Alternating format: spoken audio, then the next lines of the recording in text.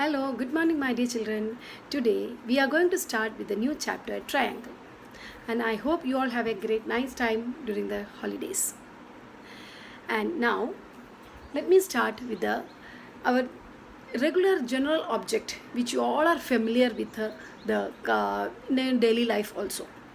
Is it? So, what is this triangle? From the smaller class onwards, you all are familiar with this word triangle. Triangle is a closed figure with three-sided. Three sides are there. Three angles are there. Three vertex are there. Is it? So you all are familiar with what is a triangle.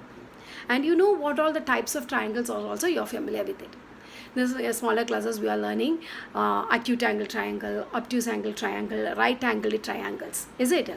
It depends to the angles. We know these are the three different types of triangles: acute angle triangles, obtuse angle triangles, and right angled triangles. Now, when it comes to the shapes of the triangles, we have, if all the three sides are of equal size, we know it is an equilateral triangle. If all the three sides of a triangle are equal, we know it is an equilateral triangle.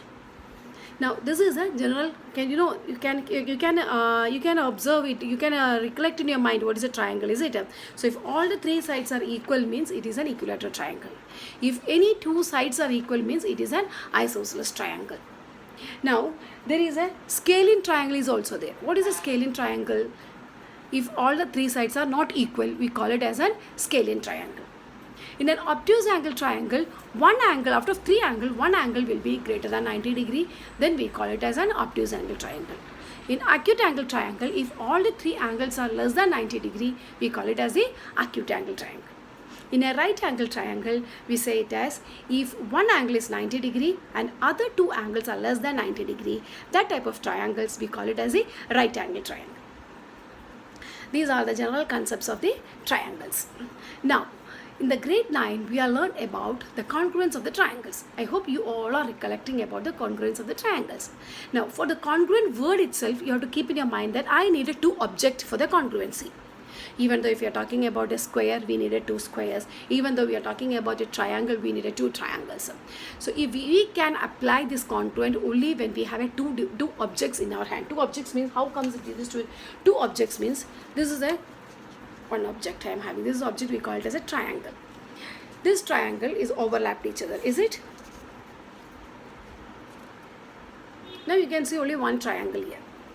But when it comes to the congruent part, no, see, congruent means what it is. Two geometrical figures said to be congruent if they have same shape and size. If they have same shape and size. See, if they have same shape and size. So this is called a congruent triangle. So this you already learnt about the last year concept. Now similarly, I am having one more congruent figure is here. See, can you see one object here? This is one, it's not a one object. This is I'm having two squares but this is overlapped. Why is it overlapped? Because as per the definitions, we know it is a two geometrical figures said to be congruent if they have same size and shape. Same size and shape. So this is a square, we having a same size and shape. This we call it as a congruent square. Now, let me move to similar triangles. Now, what is the similar triangles? Now, this is a new concept which you are going to learn for the grade 10. Okay. Now, similar triangles. Two geometrical figures are said to be similar if they have same shape. If they have same shape. This is congruent. Because why we call it as a congruent? Because they have same size and same shape.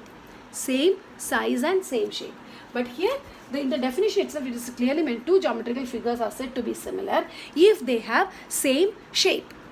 Same shape means this is a triangle and this is also a triangle. They both are of same shape, but they are not of same size. But some relation is there in between these two triangles. Their angles will be same. Three angles have to be same. Okay, so there some relations are there in the similar triangles also. For moving into the similar triangle, for this similar triangle, one theorem we are going to learn for this particular triangles. Now that theorem we call it as the basic proportionality theorem. Now let me move to that basic proportionality theorem.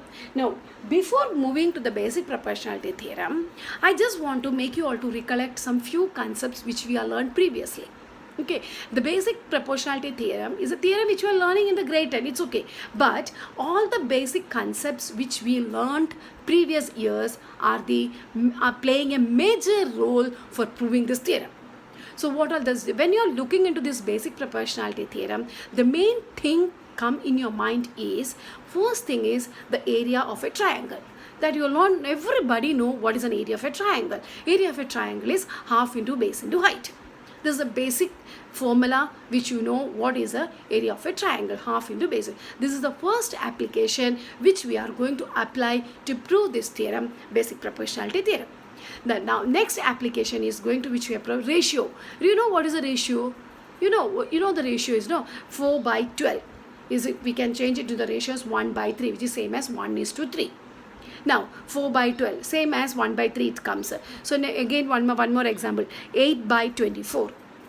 8/24 is also in the same of the ratio 1:3. That is 1/3, because 8 ones are 8, 8 threes are 24. So when you are dividing 8/24, it comes in the ratio as 1:3. So 4/12 and 8/24 are of the same ratio, is it? 1:3. So it's small, when you are reducing to the smaller ratio, it is same as 1:3. That is called the ratio. So you know what is the ratio part also. The next one more concept we are going to learn is, we are going to recollect is, just I don't know whether you are remembering, you have to remember that if a triangle lies between two parallel lines, if two triangles lies between a parallel lines, so how comes that?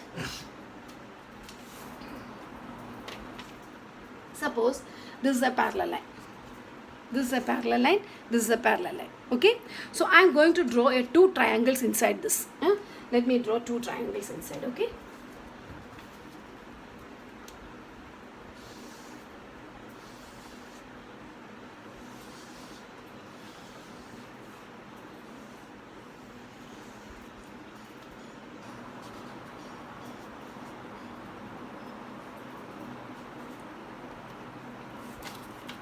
see, can you see two triangles? These are two parallel lines. This is one and this is a two parallel lines. Here also parallel, here also parallel.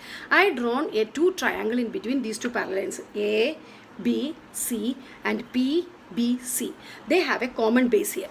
Which is a common base here? BC is the common base. So what is the property? Can you recollect it? If two triangles having an equal base, their areas will be equal. Is it? Their areas will be equal. So these are the properties which we are going to apply for the proof of the BPT. So can you recollect me what are the things? One is area of a triangle, half into base into height. Then what is the next property which you are going to learn about it?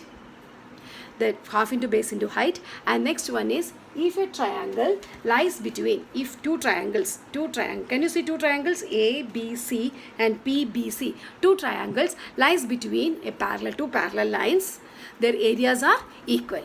So these are the main two concepts which you have to keep in your mind before start learning this theorem. So whenever you are recollecting this theorem about in your mind, as I want to learn about this BPT, so two things my application part is half into base into height, and this is the next part. How comes half into base into height? That is the next part we are going to. Where is the height? Where is the base? Which is the base we are going to take? These are all the things next part we are going to explain. Okay.